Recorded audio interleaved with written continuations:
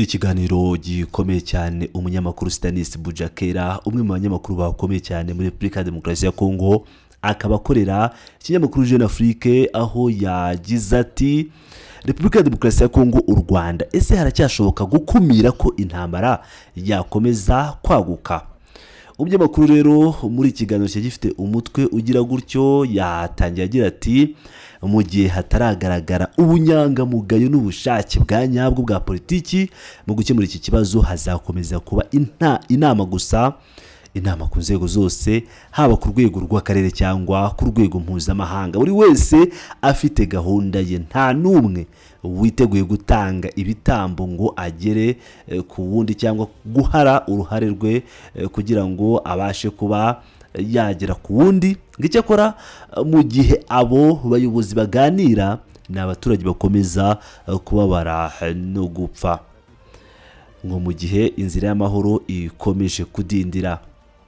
Yakomeje agira ati imirwano ikomeje gufata indi ntera mu burasirazuba bwa Repubulika Iharanira Demokarasi ya Kongo. Ibi bituma impungenge ziyongera mu bihugu bituranye, bitinya ko iyi ntambara ishobora kwaguka ikaba iy'akarere, ihanganishije igisirikare cya Kongo n'inyeshyamba za M23 zivugwa ko zishyigikiwe n'u Rwanda. Ni muri urwo rwego abayobozi bakuru b'ingabo z'ibihugu 12 bigize inama mpuzamahanga ku karere k'ibiyaga bigari batumiwe i Livingstone muri Zambia guhera muri Mutarama. Abo bayobozi b'ingabo bazaba bari kumwe n'abaminisitiri b'ingabo b'ibihugu birebwa n'iki kibazo. Ku rutonde rw'ibizaganirwaho muri iyo nama harimo cyane cyane ukwangirika gukomeje kugaragara k'umutekano mu burasirazuba bwa Kongo, ariko se niki gifatika kitezwemo?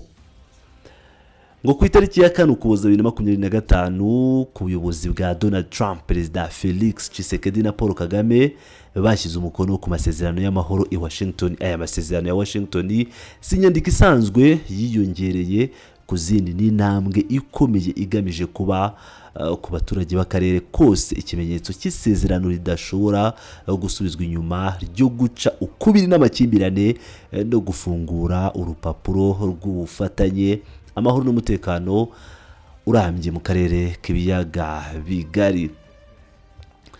Ngo hari ibyiringiro byatangajwe n'abayobozi bashyizeho umukono ndetse n'icyizere cy'ejo hazaza heza, ariko inyuma y'imvugo nziza n'amagambo atanga icyizere, ukuri nuko ayo masezerano agihura n'imbogamizi mu gushyirwa mu bikorwa. Uyu Stanis Bujakera yagize ati nk'uko bigaragazwa na barometer iheruka y'amasezerano y'amahoro muri Afurika, ingingo 103 gusa mu byari byemeranyijweho mu masezerano yashyiriweho umukono i Washington nizo zimaze gushyirwa mu bikorwa mu buryo bugaragara. Niki cyaba gisobanura uku kudindira? Abasesenguzi bavuga ko hariho gukomeza nkana uko ibintu byari bimeze, kwifuzwa n'impande zimwe na zimwe. Yakomeje agira ati aya masezerano ya Washington yateguwe ku bufatanye bw'impande zitandukanye, ategeka impande zayasinye kugabanya umwuka w'intambara, gukorana no gufatanya. Ategeka kandi impande kugirana ubufatanye mu by'ubukungu, bityo ayo masezerano agira intego yo gukumira no guca intege ikoreshwa ry'ingufu za gisirikare mu gukemura amakimbirane. Ariko nk'uko nabivuze mbere, hari ikibazo gikomeye cy'ubushake bwa politiki. Hari icyuho cy'icyizere hagati ya Kinshasa na Kigali, kandi uko kutizerana niko kubuza ishyirwa mu bikorwa ry'amasezerano ya Washington. Ngo mu kwezi k'Ukuboza imirwano yakajije umurego, inyeshyamba za M23 zifatije n'abafatanyabikorwa bazo nk'uko babivuga ngo n'u Rwanda. Mu cy'u Rwanda rwo rwakomeje kugenda rubihakana zafashe umujyi wa Uvira, uwa kabiri munini mu ntara ya Kivu y'Amajyepfo. Ibi byabaye impinduka ikomeye mu ntambara, cyane ko uwo mujyi uherereye ku mupaka n'u Burundi, igihugu gifatanya na Kongo muri iyi ntambara. U Burundi bwatangaje ko bwumva buteye ubwoba mu buryo butaziguye, bunenga icyemezo bufata nk'icyagambiriwe na Perezida Paul Kagame cyo kwirengagiza amasezerano ya Washington.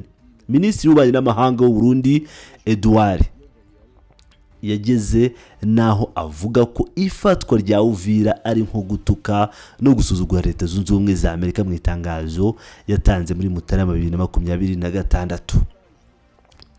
Habaye imirwano myinshi hagati ya M23 n'ingabo za Leta ya Kongo mu ntara za Kivu y'Amajyepfo na Kivu y'Amajyaruguru, bigira ingaruka zikomeye zirimo abantu benshi bapfuye abandi barakomereka. Mu kwezi k'Ukuboza gushize ubuzima bw'abaturage bwarushijeho kuba bubi, abantu barenga 80,000 bahungiye mu Burundi.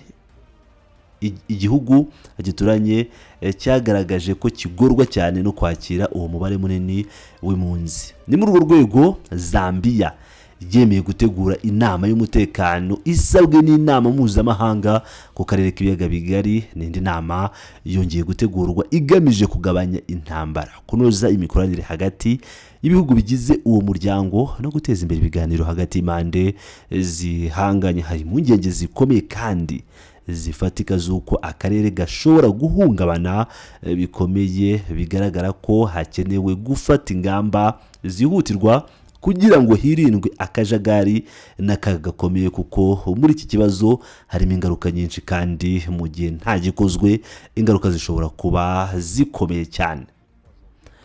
Abahagarariye za guverinoma z'u Rwanda na Repubulika ya Demokarasi ya Kongo biteganyijwe ko bazitabira iyo nama. Intego nyamukuru yatangajwe ni ugushyiraho igisubizo cy'akarere gihuriweho kandi gihujwe mu guhangana n'iki kibazo gikomeje kwiyongera, kikaba giteye ubwoba bwo guhungabanya akarere kose n'Afrika, akarere kose k'Afrika yo hagati. Ngira ngo rero murabyumvira neza cyane ibyo uyu musesenguzi akaba n'umunyamakuru ukomeye cyane muri izi ntambara Stanis Bujakera yatangaje kuri iyi nama ikomeye igiye kuba igahuza abagaba b'ingabo ndetse n'abaminisitiri b'ingabo, uko yabitangaje, aho iyi nama izabera muri Zambia ikazaganirwaho uburyo uyu mwuka mubi wahagarara cyangwa iyi ntambara ikomeje gututumba ishobora guhagarara nikomeze kuba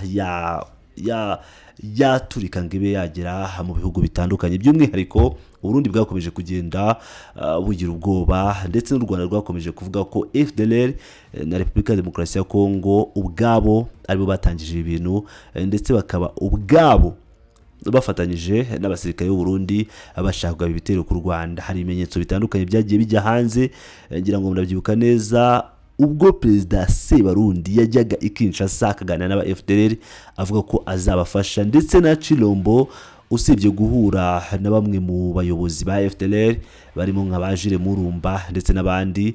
Ngira ngo murabizi neza ko ibintu bikomeje gukomera. Inshuti bakuzi ba Peloton News TV mukomeze mane nanjye ndabakura cyane. Brace up.